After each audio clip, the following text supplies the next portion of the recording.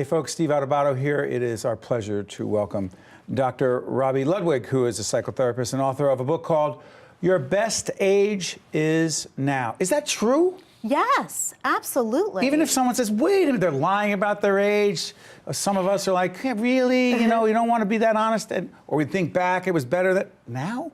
Well, I think for the people who lie about their age, it's because of their concern of how other people will experience their age. I mean, I know that was the case for me. I was on a job interview for television, and they asked me my age, and I told them this was several years ago, and I remember thinking, I don't think that's legal, but it's not legal, but I told them because I was always honest about my age, but I had a concern. I was like, what will my age mean to them?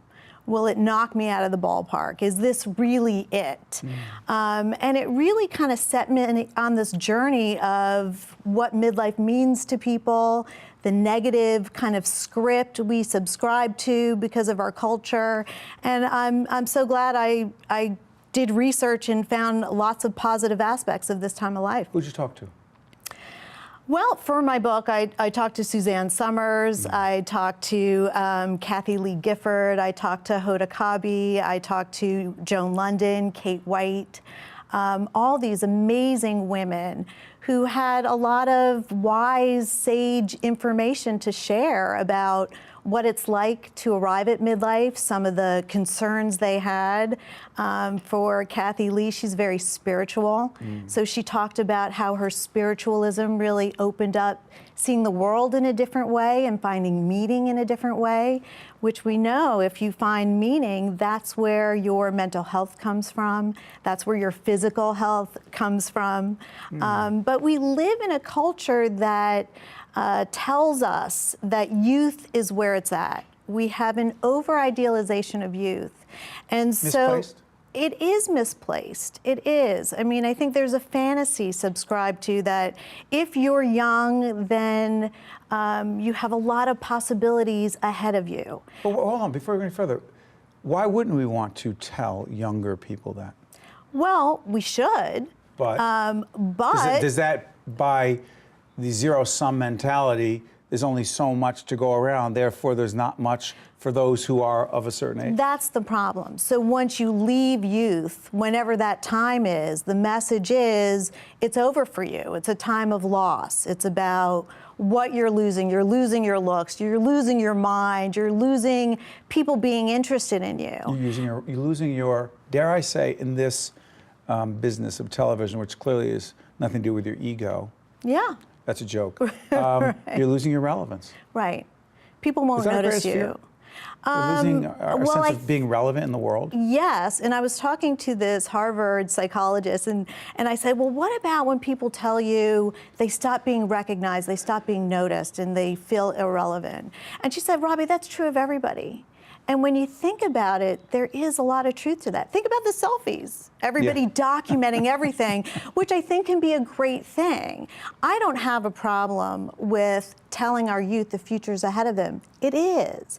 What I do have a problem with is telling people who are at midlife and beyond that there isn't that same future. Because of science, midlife is really a new time of life. And if we give up on ourselves, which is really the message, then we're wasting this time of life where we're wise, we're more confident in many ways, we know ourselves better, we can handle conflict better, we can read people better.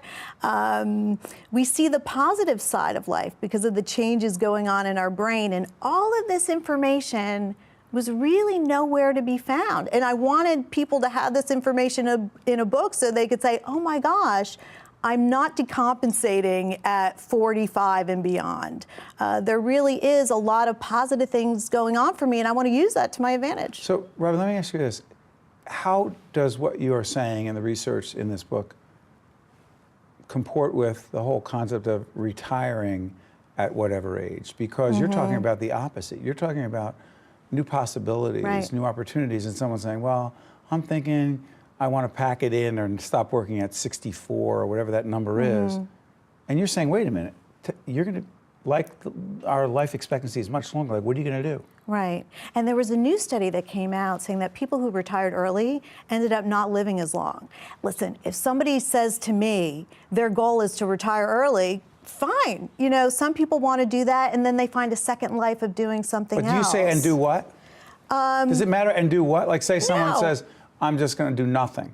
Does that matter? Or yes, that would matter in my private practice. I would say that's not healthy, because people at midlife and beyond really need to find their purpose, really need to do something that they feel is meaningful for their life in order to feel fulfilled, in order to feel happy, and in order to be healthy.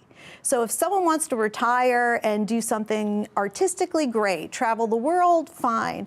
But the economic truth is most of us are not going to be able to do that. And so I think it's really important for corporations to understand, let's not get rid of our older people so fast. What's all the mandatory? I know of some companies there's mandatory retirement at 65 years old. Right. Because I think there's something called salaryism. And also, older workers or people in midlife have to bring their best game. They need to bring their A game, because there is this judgment. If you're earning a lot of money and maybe you've gotten a little comfortable, the two is not a, the two combined together is not a winning combination. I want some of the specific, tangible advice that you offer that I really like here. React to some of this. How about letting go of stress to create a more balanced life? How? Yeah, well, meditate, exercise. Think about what you're saying to yourself. We really need to edit what we're saying so that if we get overwhelmed, we need to stop and think about the thoughts that we're having. How realistic are they? Are we treating ourselves well? Are we eating right? All of these things really do matter in terms of how good we feel about ourselves. And really about stress management. Are you turning to friends? That's what I talk about. We really need to reboot during midlife, and midlife is very similar to adolescence, where it's a stop and pause moment. We want to figure out who we are. And so it's really the time to think about what's good for me, and to pose those questions for yourself so that you're alive and energetic. Listening to music is wonderful. Think about what your younger self would say to your older self, all really important. Adolescents turn to their friends in order to reduce their stress level. That's something adults sometimes forget, the power of touch, the power of friendship, the power of spirituality. All of these things reduce our stress level. How about looking at our love life and our relationships? There's a lot of misconceptions when it comes to relationships, especially for women and men. For example, this is the time that a lot of women initiate divorces. And when you think about midlife crisis, we think about a man choosing a younger woman and leaving their marriage. Not really statistically the case. Women will often look at their relationships, I'm sure men too, and say, can I be happy in this relationship? And if the answer is no, then they often feel like they have enough life ahead of them to make a different choice. Not necessarily what I recommend, but relationships make us feel gratified to love and be loved in the right way. And if you're not getting it, if and you're haven't not gotten it for a long time, yeah, then explore it with a professional, because it's a very complicated process. Stop there and someone says, hey, it's just the way it is, leave it alone. This is my lot in life, you say? I say you have to be proactive about what you want and working towards what you want. You can't be passive. You really need to be aggressive towards pursuing the type of relationship you want, the type of work life you want, how you want to look.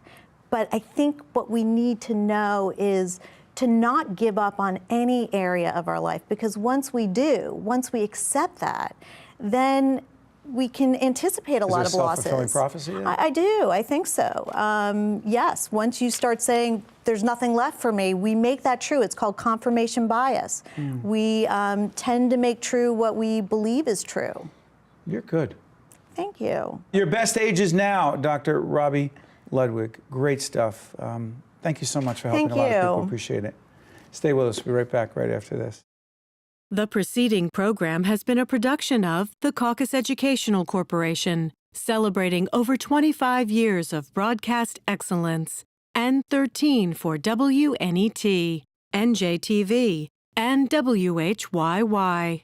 Funding for this edition of Caucus, New Jersey has been provided by Josh S. Weston, Investors Bank, Berkeley College, Suez, Delta Dental of New Jersey, Johnson & Johnson, and by the New Jersey Office of the Insurance Fraud Prosecutor. Transportation provided by Airbrook Limousine, serving the metropolitan New York, New Jersey area. Caucus, New Jersey has been produced in partnership with TriStar Studios.